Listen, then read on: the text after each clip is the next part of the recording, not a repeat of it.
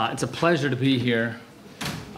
This is the first time I've been in Zagreb and in Croatia, and it's a fabulous city and a wonderful country, so far as I can tell. I appreciate the invitation to be here.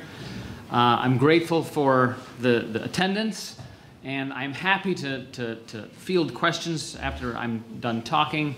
You can ask me as hard a questions as you wish, and that's fine. I can handle it. So what I want to do today is talk about the social science of family and children and their flourishing, and sort of bring you up to date on the social science around same-sex households and child flourishing.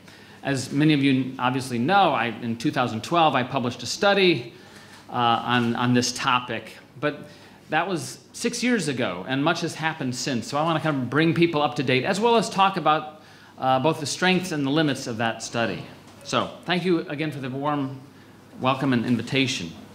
It wasn't really very long ago that social scientists of the family had openly and confidently noted the comparative stability and social benefits of the two-parent, opposite-sex married household when we contrasted them to single parents, cohabiting couples, ex-spouses sharing child custody, and even adoptive households. Two distinguished sociologists, one from Princeton, one from Wisconsin, noted back in 1994, and I said this in the original article, that they were going to design a system that would make sure that children's basic needs were met. They said, quote, they would probably come up with something quite similar to the two-parent ideal. Why? They said because it has it all. Access to the time and resources of two adults, a system of checks and balances for quality parenting, and importantly, two biological connections to the child, heightening the likelihood that the parents would identify with the child, be willing to sacrifice for that child, and it would reduce the likelihood that anybody would abuse that child. That was 1994, 24 years ago. The two sociologists who said it suffered no consequences, no second guessing. It was just social science, and it was taken for granted. But that era is so 24 years ago. By now, it should be obvious that the family, and marriage in particular, is under a great deal of popular and political and scientific scrutiny. There's a tug of war in the social scientists over what we know with confidence about the contemporary family and what causes it to flourish, which really has not shifted much, and what can be said about it publicly, and who gets to say it. I want to talk to you briefly about the social science on that stuff. I'm not going to go too deep for too long into the specifics, but occasionally I will. And I'm going to level with you about the challenges of doing quality social science research in this field, and to tell you about what the state of the science actually is. Journalists seem to be in a hurry to declare the science around same-sex households with children settled or finished, suggesting that the experts have come to the conclusion that there's really nothing unique about acquiring and raising children. Their children, we're constantly told, they look, act, and feel just like everyone else, including those raised in stably intact, married, mother and father households. Children that were created by the sexual union of their biological mother and father that is impossible to replicate. I agree. There is a scholarly consensus out there that claims that there are no differences. But that scholarly consensus is not merited. It is a political consensus, one that is not based on data, but based on scientists who want to say particular things. That consensus should not be, not in the least. In fact, I'm not aware of any other domain in science where scholars have so little high-quality data to answer relatively new research questions, and yet are so quick, in such a hurry, to declare these questions answered, done with, over. We don't do that in any other field. Some hold that the debate over the science of same-sex parenting is a little like that over climate change. That the science is overwhelmingly in favor of climate change, but only a few oddball scientists continue to press against the clear consensus. It could seem convenient to make that comparison, but it is not commensurate. It's not the same. I am no geologist, but there are thousands of geologists and meteorologists who have collected and evaluated data on climate change. Thousands. By contrast, there are maybe 25 to 30 social scientists, mostly Americans and a few Europeans, that are responsible for the so-called consensus on the benefits of same-sex parenting.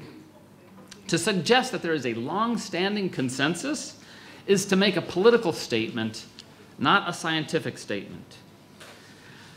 Now, there are reasons why you ought to expect same-sex parents to actually be better at child rearing than a mother and father. Better. You should expect it. Theoretically, same-sex parents do not have unintended pregnancies. That means when they want a child, they pursue it. Since doing that via artificial means or adoption tends to require greater resources, more money, it should mean that same-sex parents are wealthier than opposite-sex parents. Are they? Yes. A U.S. Treasury Department report on the tax records of same-sex couples released fall, I think, 2016, documented that male same-sex couples with children reported on average $275,000 US in income, a figure twice as high, more than twice as high as opposite-sex couples with children. Wealth, we know, enables all sorts of advantages when it comes to parenting. Household wealth, of course, is a documented asset for child outcomes. However, two men are far less apt to pursue children in the first place. And the notion that a child has no particular need for a mother remains deeply unsettling to many people for good reasons. Hence, very few of these richest of Americans actually pursue a child. And yet we are continually treated to social science that focuses only on a minority of children who are the product of practices affordable to only the most privileged. Indeed, what kind of union characterizes the 26 peer-reviewed studies? 26 peer-reviewed studies that have emerged from this one data source, the National Longitudinal Lesbian Family Study. Who is in it? The kind that only educated, white American lesbian women can afford, assisted reproductive technology. 26 peer-reviewed published studies. This is where the consensus comes from. I write one versus 26, but 26 all from the same data set. Who is in this data set? 78 children. That's it. 78 children of white, educated, well-off, politically motivated lesbians who signed up to be in the study. This introduces what we call profound sampling bias. Any claims about a population that are based on a subgroup that does not represent the whole will be distorted, since its sample will be far less diverse, given what we know about it, than a representative sample would be. For nearly 25 years, this study has been going on. And the general public has been left with the impression that they represent the entire population of children of American lesbian mothers. But they don't. Moreover, it stretches the imagination to suggest that these 78 kids about who have been published 25 times, followed for 25 years, it boggles my mind that we still consider them reliable sources of information. They know what they are a part of. Science is not to blame here. It's the scientists. And yet, in real social reality, the one described in the US Census, lesbian-headed households are actually less prosperous than we thought, less white, less educated, less coupled, and certainly less activist than the households that are in the National Longitudinal Lesbian Family Study. These are the kinds of households I found in the New Family Structures Study, which was a random sample of over 15,000 young adults, 248 of whom reported that their parent, one of their parents, had been in a same-sex relationship at some point during their growing up years. These are the households of same-sex parents. You may have heard or read or made up accusations that I have misrepresented the data that I collected, since it is not in keeping with what other people have found in theirs, like in the NLLFS, 26 times. You may have heard that my research has been debunked or dismissed, that I am a discredited researcher. I'm not a discredited researcher. I just got promoted to full professor. So, what did I do in this study? In 2011, I oversaw data collection for the New Family Structures Study, fielded a questionnaire to a random sample, that's key, random sample of over 15,000 young adults. 248 of them said mom or dad had been in a same-sex relationship at some point during my growing up years. And in July 2012, an overview of this data collection, an overview of it, was published in the journal Social Science Research. It examined how those kids fared on 40 different outcomes when compared with children who had grown up in a variety of different kinds of households. I found that on a majority of outcomes, adult children whose mother had had a same-sex relationship fared more poorly, on average, than one with a stably married mother and father. Now, we could attribute some of that to chance, random chance, sure. But 25 of 40 outcomes, all in suboptimal directions, that's not by chance.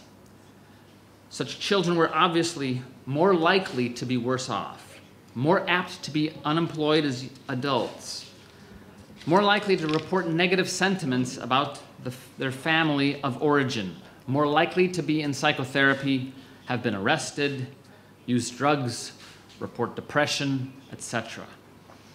The critics howled, right? They howled. I responded, but they howled, okay? Here's an example of one that I'll talk about in a second.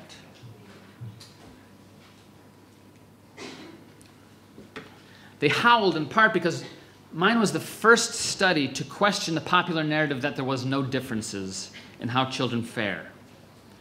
That narrative is fiercely guarded in the Western media, which quickly said that my research was breathtakingly sloppy.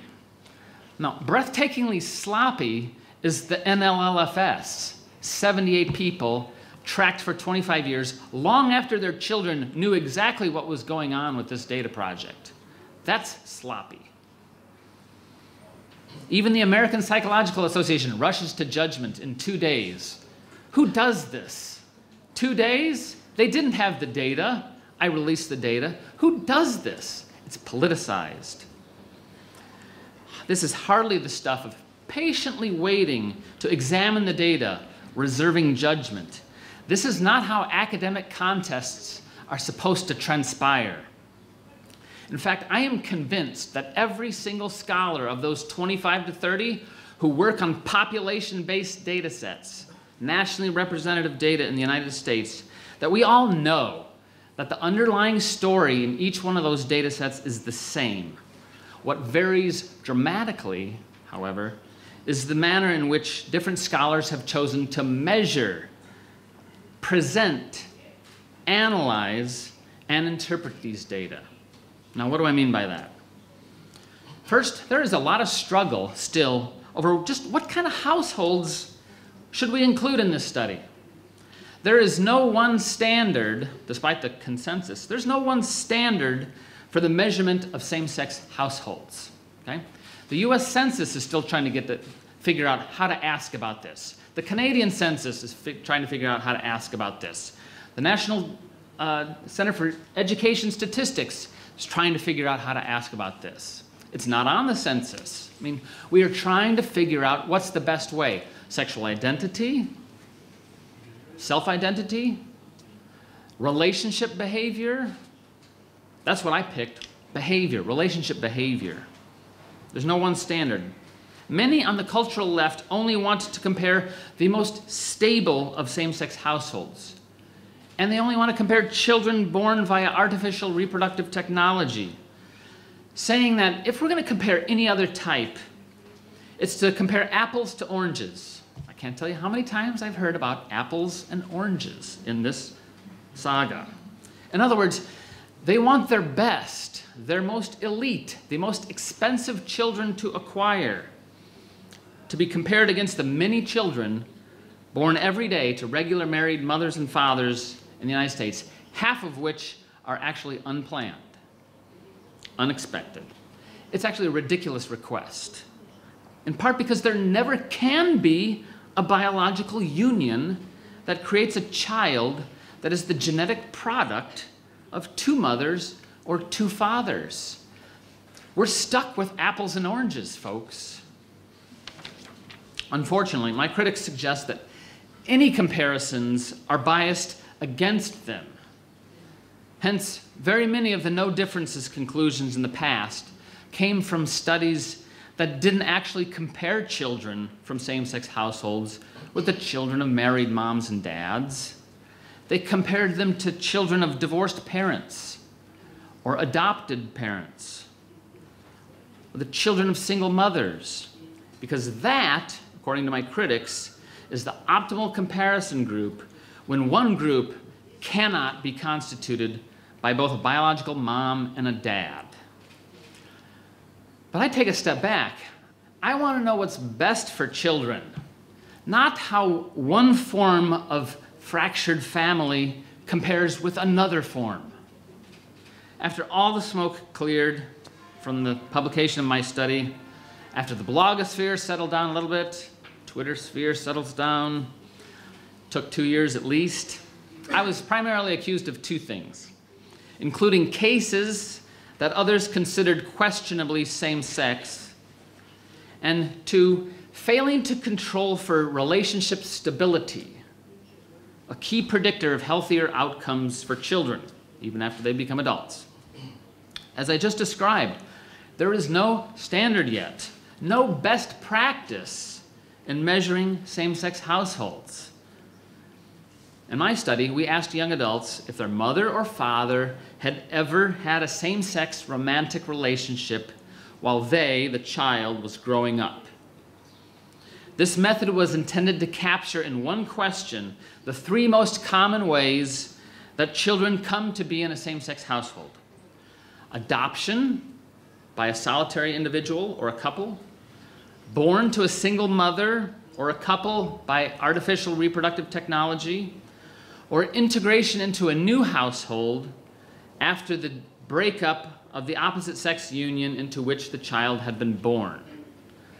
In reality, social reality, which is the only thing I care about, in reality, that last way, that third way, was and still is the primary way children find themselves with two mothers or two fathers. One of them entered the relationship as a biological parent, and one of them did not. But remember, that is not who my intellectual critics and the mass media want to examine in studies. So I remain confident today in my measurement decisions of 6 years ago, rooted as they were in social reality, not ideals, not sculpted images. That's what I'm supposed to do. I'm supposed to map reality, not support this or that political program. But of course, this leads to the second key criticism of my study, and what I hold to be the big deception at work in claims of no differences. What should I do about the lack of relationship stability in same-sex households, given that instability was nearly endemic therein, and that instability is a key predictor of poorer outcomes for children, even after they become adults? What should I do about this?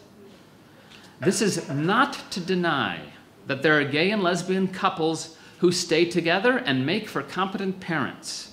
There are. I have no interest in saying that every same-sex household is toxic to children. That is not the case. What I see, however, is that stably intact same-sex households with children are very rare, in spite of their greater wealth, especially among the men. Critics will say, well, it's because they don't have access to marriage.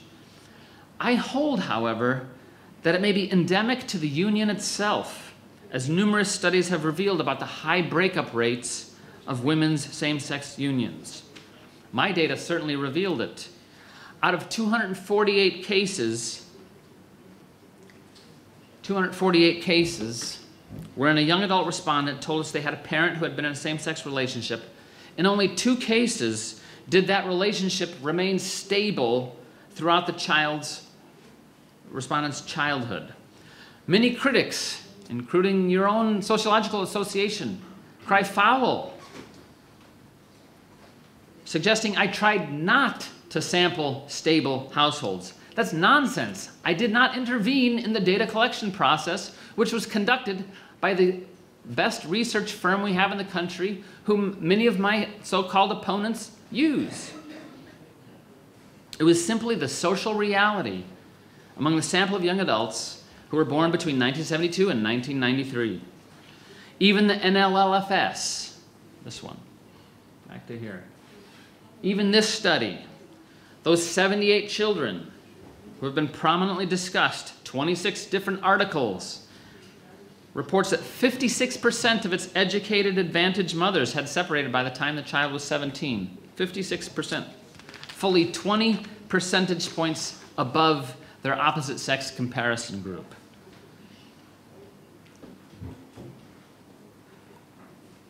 So, one major challenge to the science here is the difficulty in obtaining random samples of large numbers of children raised from birth in highly committed, very stable same-sex households.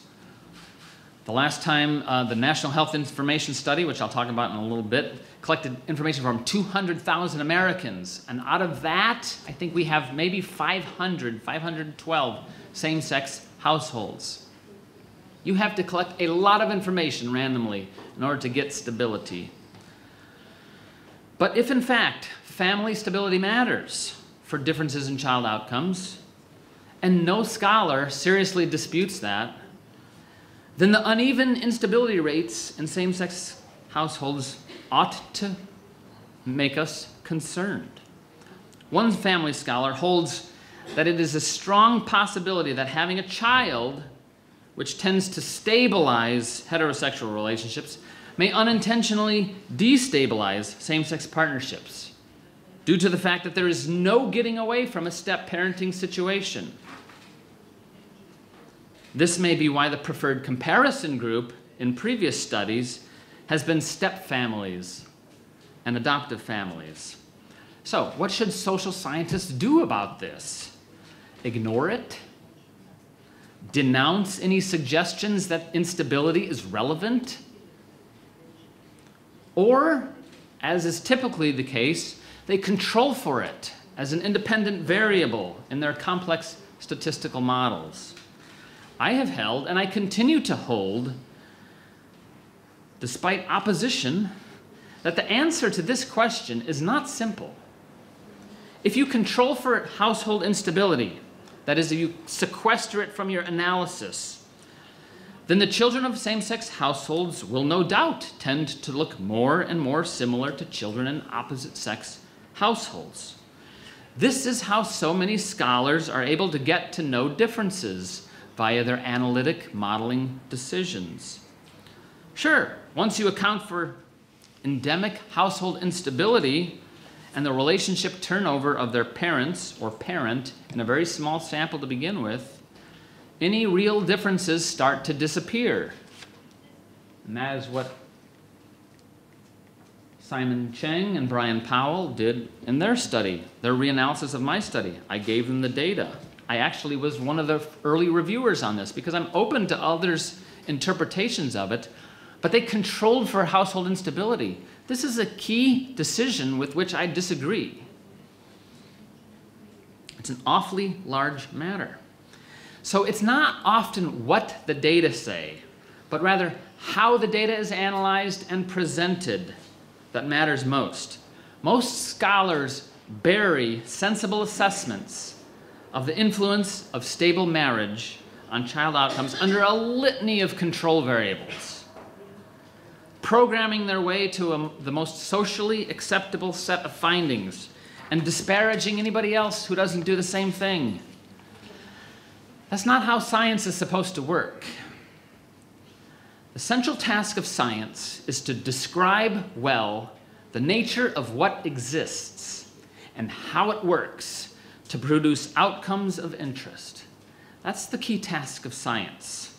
What social scientists ought to be doing is not the search for an optimal comparison group here, but greater understanding of average pathways and processes here. My study, however, is not the strongest or largest study to date on the matter of same-sex households and children. That actually came later with the National Health Information Study. Sociologist Paul Sullins, published in early 2015, reported results from the analyses of 582 couples with 512 children. This time, the pool was big, 200,000. My overall pool was 15,000, and I oversampled children who said their mother or father had had a same-sex relationship. They didn't oversample here. They've got about 500, 512. He revealed that the rate of serious child emotional problems with same-sex parents is about 17%. Okay? It's not 80%. It's not 50%. It's 17%, compared with 7% among opposite-sex parents, after adjusting for age, race, gender, parents' education, income. Rates of ADHD were higher, 16 compared to 7%. Same is true of learning disabilities, 14% versus 8%. Professor Sullins analyzed several hypotheses about why there might be differences.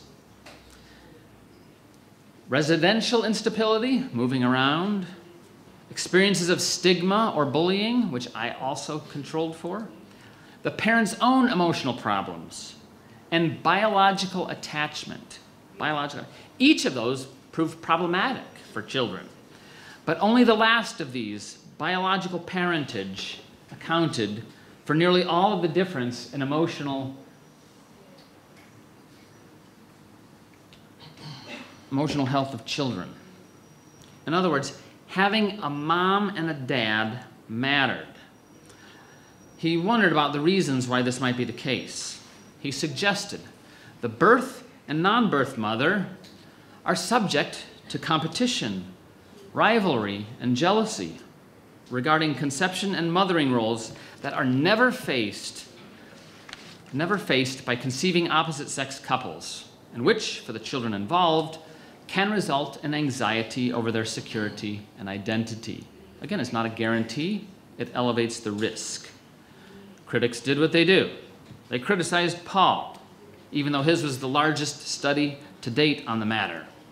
The most significant complaints, however, was they didn't like the journal that he published it in, or that he taught at a Catholic university.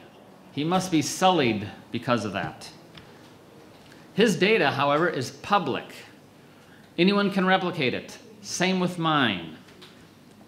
It's a double standard, though. Do you think I have access to the National Longitudinal Lesbian Family Study? Nope. The Sullins study revealed that there is no equivalent replacement for the enduring gift to a child that a married biological mother and father offer. It is no guarantee. It is not always possible. But the odds of emotional struggle at least double without it. And it also means that kinship matters. Kinship matters. To be stably rooted in your married mother and father's household is to foster the greatest chance at lifelong flourishing. I cannot guarantee that the child's parents will be blissfully happy together. I didn't study that. I didn't study. But I can say with confidence that the average marriage, some squabbles, some tension, and some love, is still good for kids. So Sullins has gone on to publish a variety of things on the National Health Information Survey, and this has become the key data on this subject, right? In fact, last year, he corrected a couple of my colleagues from the University of Texas who had published on this, saying they made a mistake in how they analyzed their data, right? Concluding no differences. And sure enough, when they go back and reanalyze it, they admitted they found emotional differences, emotional health differences in same-sex parents. So if you think I'm the only one saying this, it is not true. Sullins is a whiz at this data, and ironically, people think, oh, the matter is settled. The US Census Bureau hasn't figured it out. They've made mistakes and admitted it. The Canadian Census Bureau has admitted it, and so has the National Center for Health Statistics. They had to reissue a warning in 2015 saying, I think, they concluded that some of their same-sex parents were actually opposite-sex parents, right? So organizations are making mistakes with data, and then analysts are making mistakes with data.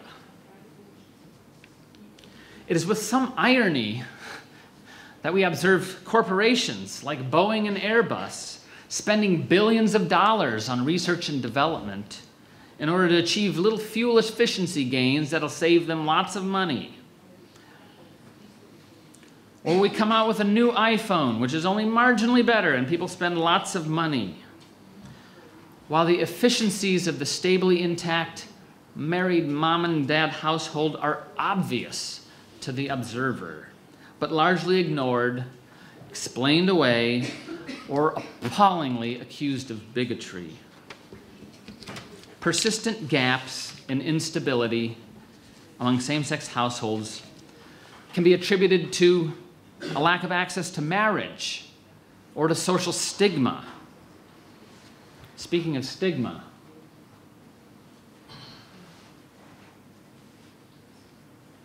I wrote this, published it was actually late 2016. The structural stigma's effect on the mortality of sexual minorities robust. I failed to replicate a study.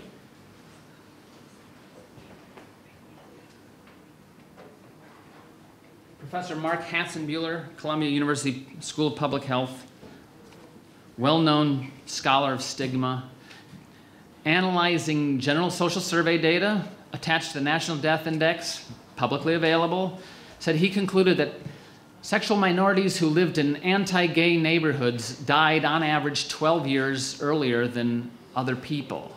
And I thought, 12 years earlier? That's more than smoking a pack a day of cigarettes. That just can't be. I mean, my gut said, we have to explore this.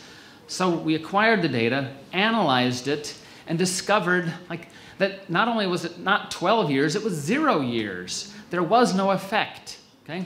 I wrote an article, sent it to the same journal that published it. They asked Hatzenbuehler, what do you think? And just few months ago, he issued an errata saying, oops, we made a mistake, okay? There actually is no, there is no significant effect of this anti-gay neighborhood, which was measured very poorly, on sexual minority mortality. But stigma is something that is often thrown around as, if we see any differences, we must attribute it to stigma. But I think increasingly in Europe and the United States, stigma is diminishing, okay? And yet, will we see differences? I suspect we will still see differences. No one is trying to prevent adults who profess love for each other from being together. In fact, we don't even require love to be together. At bottom, the question is, what is best for children? It is a question that has significant ramifications for the reproduction of society and for the future of nations. And the answer to that question has not changed. The children of the world do not want liquid love. They want the solid, stable presence of their mother and father whose love conceived them. Thus, parental marriage, parent-child biological kinship, and stability each matter for kids, including after they've become adults. And these are goods that we should recognize even when we can't always realize them. Unfortunately, families anchored by stable marriage are becoming rarer. Our leaders, many whom personally benefit from marriage, believe that the West can survive, even thrive, without the support of stable biological families. We can generate stability in other ways, they think. It is a cultural gamble with awfully high stakes. America, I don't think, is a guardian of wisdom here. In our constitutional pursuit of happiness, we have suspended good judgment. We've rewarded the politics of identity, which dominate the academy and increasingly television and film. At the bottom of healthy, reproductive, good societies is interpersonal love and care. And a mother's and a father's love is the first and the most natural of loves. It's not easily replaced. The state, therefore, should not be neutral on the relationship and family form choices of its citizens. It cannot be neutral without economic and social consequences, given that the biologically intact, stably married household remains both the best and the cheapest source of provision, care, love, and socialization of children. We have long held that all other solutions are concessions in the absence of the ideal. We may reluctantly permit concessions, but we should not encourage them as if they are equivalent options. Sadly, the US and other Western nations have decided to take a neutral position on moms and dads, on marriage and fertility. A good society seeks to discourage broken kinship ties and continues to struggle over how to manage those ties whose brokenness is unmanageable, unavoidable. A good society does not respond by declaring mothers irrelevant and brokenness only imagined, or discrimination in family and sexual choices unfair. Love is love, many say. But the love of a mother and a father for the children of their exclusive union is unique, and it's pivotal for the flourishing of all children and communities. With so many outstanding questions about how children develop in same-sex households, and I'm fair to say that there may be a scientific consensus, but it shouldn't be. With all these outstanding questions, with major data collection agencies still issuing changes for mistakes they've made, with scientists admitting mistakes that they've made, and with the stable knowledge about how well children tend to do with a mother and father. Nobody contested that about my study. They saw it. Kids with a married mom and dad tended to fare fine. It remains wise and prudent for governments everywhere to recognize marriage as the legal means by which we unite children to their biological mothers and fathers and poise them for optimal development, promoting what we know already to be the ideal environment for children. I think the West is in need of a peaceful new uprising, one characterized by what parents have long called a little tough love, the firm resolve to not give up, not give in, but to resist the ideological colonization that seeks to melt the globe's men and women into one interchangeable human version 2.0. It's a colonization that suggests that there's nothing unique about a man, nothing unique about a woman. One that holds, in spite of the empirical evidence and in the face of reason, it holds that somehow children don't deserve the love and security of a married mother and father. I think that's sad. I think we can do better than that. I think we must do better than that. Now you'll notice I have a whole bunch of other slides. I'm not going to show them now, but I may show them if it comes up in questions. So I'll stop there. We'll all take a little fan, and I'll sit down, have a drink of water, and welcome your questions.